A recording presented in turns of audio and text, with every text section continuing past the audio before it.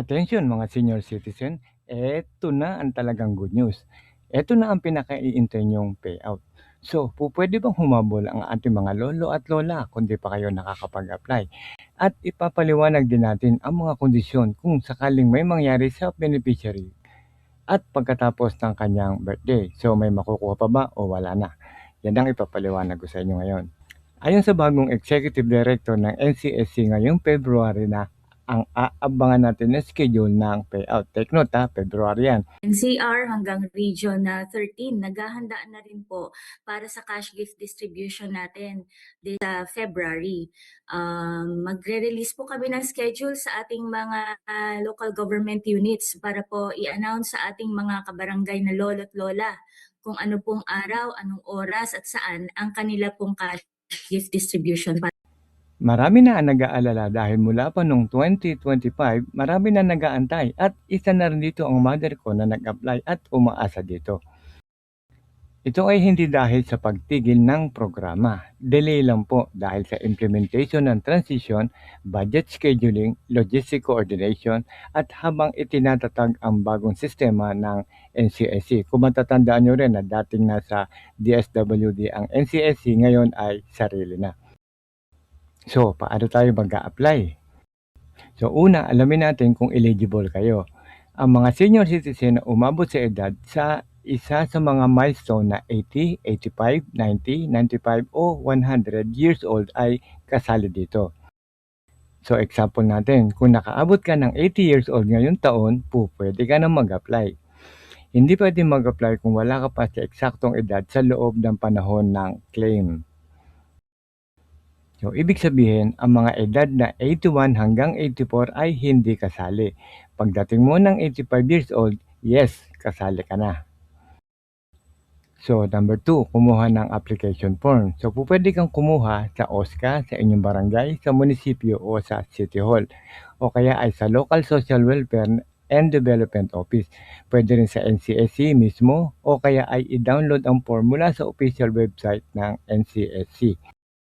Number 3, ihanda ang mga kailangan dokumento. Karaniwang mga requirements na hinihingi ay ang mga sumusunod.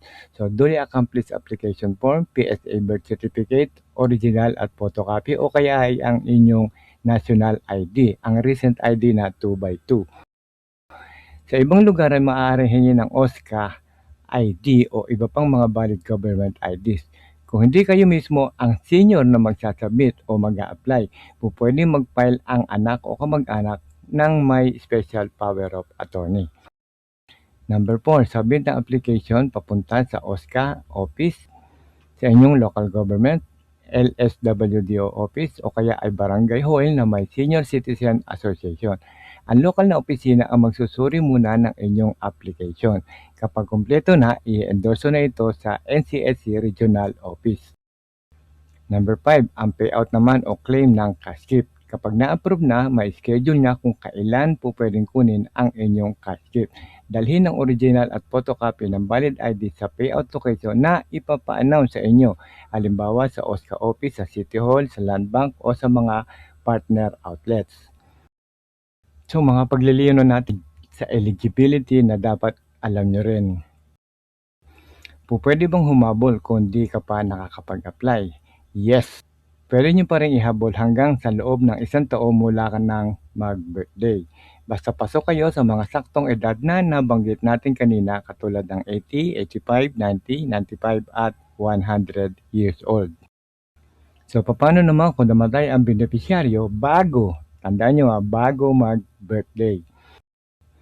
Kapag ang benepisyaryo ay nakapagpasa na ng application at naproseso na, ngunit namatay bago pa man ang kanyang kaarawan o birthday sa edad na 80, 85, 90, 95 o 100, ang aplikante ay hindi na kwalipikadong makatanggap ng cash gift.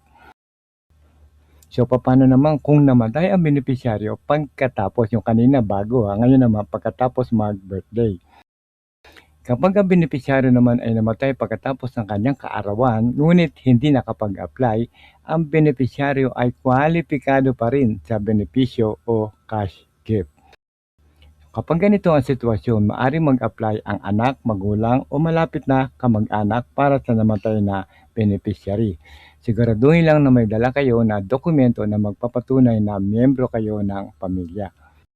So, the best na magagawa nyo ay magtanong sa inyong local OSC office para sa proseso ng payout. Ibigay lang ang inyong contact number para pwede kayong tawagan anytime. Kung mayroon pa kayong mga katanungan, narito na ang contact details ng NCSC. Ang kanilang central office ay nasa 4th floor Aurora Boulevard sa Quezon City. At ang kanilang mga telephone number at trunk line numbers nandyan din po sa inyong screen. Kasama na rin ang kanilang mga email para sa inyong mga katanungan. So hanggang dito na lamang at sana ay nakatulong po muli kami sa inyo. Huwag nyo lang po kakalimutan na mag-like, comment at share nyo na rin ang magandang balita na to. At maraming salamat po at huwag nyo lang kalimutan mag-subscribe sa ating channel.